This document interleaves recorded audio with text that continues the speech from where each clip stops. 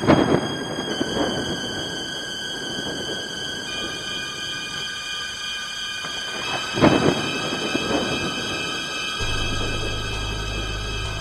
your host, Scary Pops. Everybody loves a good scare.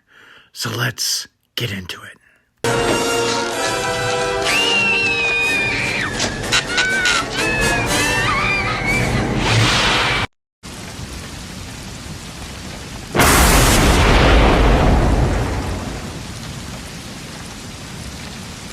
A young boy is sleeping in his bed on a usual night. He hears footsteps outside his door and peeks out of his eyes to see what is happening. The door swings open quietly to reveal a murderer carrying the corpse of his parents. After silently propping them up on a chair, he writes something on the wall in the blood of the dead bodies. Then he hides under the child's bed. The child is scared beyond belief. He can't read the writing on the wall. He knows the man is under his bed. Like any child, he pretends that he's sleeping through the whole thing and that he hasn't woken up yet. He lays still, but he can quietly hear the breathing from under his bed. As he adjusts his eyes through the darkness, he tries to make out the words on the wall, but it's a struggle. He gasps as he finally makes out the sentence. It says, "I know you're awake." He then feels something shift underneath his bed.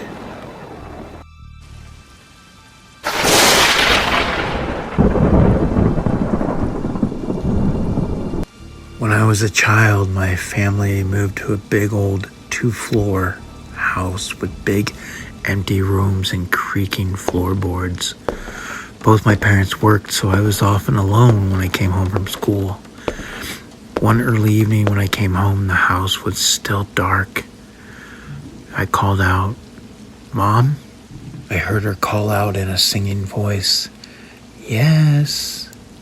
I called her again as I climbed to the stairs to see which room she was in, and again got the same, "Yes." We were decorating at the time, and I didn't know my way around the maze of rooms, but she was in one of the far ones, right down the hall. All of a sudden, I felt uneasy. I figured that it was natural, so I rushed to go see my mom, knowing that her presence would calm my fears, as a mother's presence always does. Just as I reached for the handle of the door to let myself into the room, I heard the front door downstairs open, and my mother call, "Sweetie, are you home?" in her cheery voice. I jumped back, startled, and ran down the stairs to her. But as I glanced back from the top of the stairs, the door to the room slowly opened a crack, and for a brief moment, I saw something strange standing there. I didn't know what it was, but it was staring at me.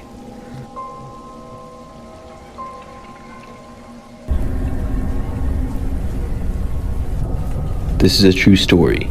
It happened to my family, and it involved my firstborn son, who was just a couple of months away from his 8th birthday. He was in 2nd grade at the time. We were living in Tacoma, Washington back then, and I must admit that it's forever changed my life, especially in my role as a mother.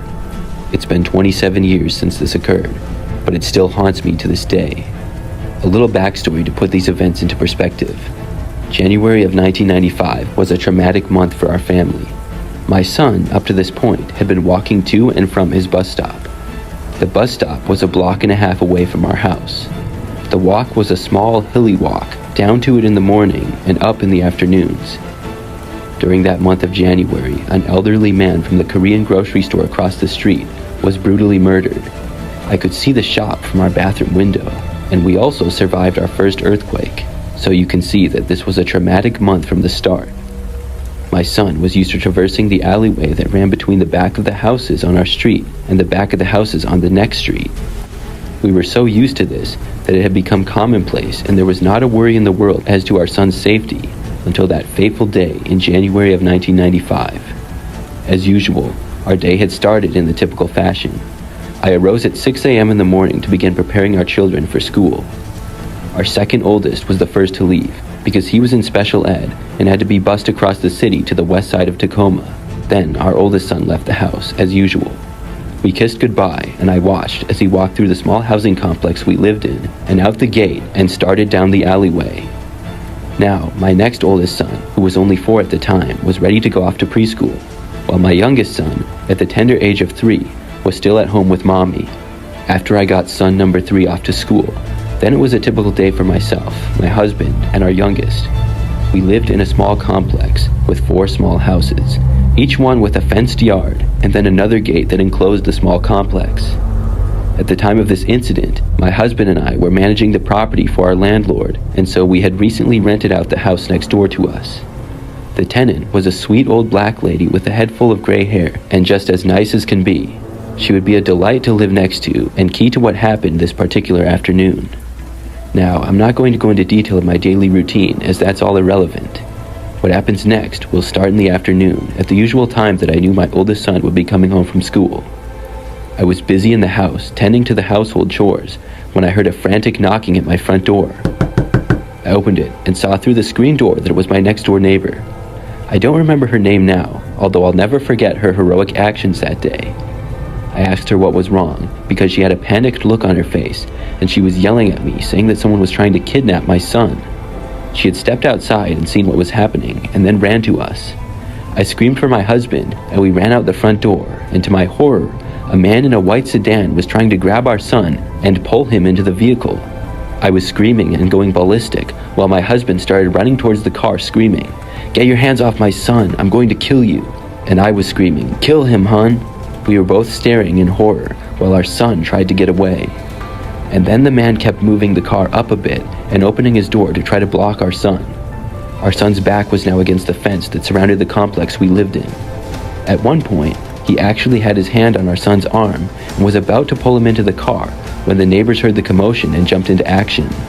At this point, our neighbors who lived across the alley and were drinking buddies of my husband heard the commotion, and both of them, 2 brothers, leapt over the 6-foot fence, sprinted around to the front of the perp's car, and then one brother, out of respect for their privacy, I'm not giving their names, swept up our son into his arms and hurriedly brought him back to me and said, "Here, Mom." In the meantime, the man just sat there, stone silent in his car, not moving at all. I stared into his eyes, and I can tell you one thing. I had never seen such dark, soulless eyes as I did when I stared into that man's black eyes. I shivered because it was like I was looking into the very eyes of utter darkness, the devil himself. He actually sat there long enough that we were all able to get a complete physical description of the man, the vehicle, and the license plate. My neighbor called the police. Of course, before they arrived, the man finally sped off, throwing gravel and dirt up in the wake of his departure.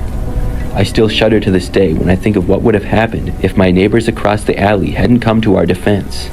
That perp would likely have gotten our son into the car, and we would have never seen him again. One other thing that upset me is right before the man left, he pulled out a Polaroid camera and rapidly took a couple of shots of our son. That really creeped me out so much. The police arrived soon thereafter, or should I say one police officer, who looked like he couldn't have been more than 25 or 26 years old. Definitely late 20s, and at the time, I was only in my early 30s, so not much younger than myself. He definitely looked as though he had just come out of the police academy. My advice to all police, don't send a rookie out to investigate child abduction cases or near abduction cases. That young officer eyed me skeptically and just said that I was a hysterical mom. I couldn't believe it. Of course I'm going to be hysterical. Someone just tried to abduct our son. I'm sorry, but that should have been handled by a seasoned detective. This scarred me for life, and for a long time, almost 3 years, I wouldn't let our son out of my sight and made him hold my hand everywhere we went. And obviously, I went to extremes to protect my other children as well. Of course, he grew up and became irritated with my overprotectiveness as I wouldn't let him out of my sight. He was almost 10 and a half years old before he finally got out of the house and away from me, and that was because of his dad. He'd finally been allowed to leave the house and ride his bike down to the corner store. At this time, we were no longer living in the house where the near abduction attempt occurred. As I conclude this, our son is now 35 years old, happily married, and is a successful auto mechanic with his own shop and business. We no longer live in Washington State, but have moved to another state. God bless all of you and take care. It's a dangerous world out there.